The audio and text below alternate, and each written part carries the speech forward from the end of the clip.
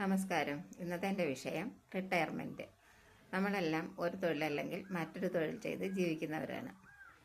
എന്നായാലും തൊഴിലിൽ നിന്ന് ഒരു റിട്ടയർമെൻറ്റ് നമുക്ക് അനിവാര്യമാണ്.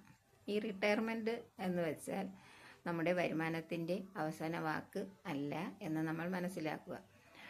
നമ്മൾ ബുദ്ധിപൂർവമായ നിയന്ത്രണത്തിൻ്റെ അവസ്ഥയാണ് റിട്ടയർമെൻറ്റ് ലൈഫ്.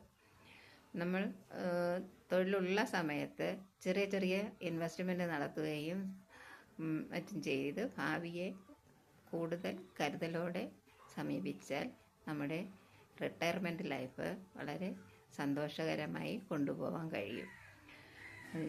വിശ്രമ ജീവിതം എന്ന് വെച്ചാൽ സാമ്പത്തിക ആശങ്കയില്ലാതെയുള്ള ഒരു ജീവിതമായിരിക്കട്ടെ. അതായിരിക്കണം നമ്മുടെ ലക്ഷ്യം. അതിനുവേണ്ടി എല്ലാവരും പരിശ്രമിക്കുക. നിങ്ങളുടെ അഭിപ്രായം കമൻറ്റ് ചെയ്യുമല്ലോ. Thank you.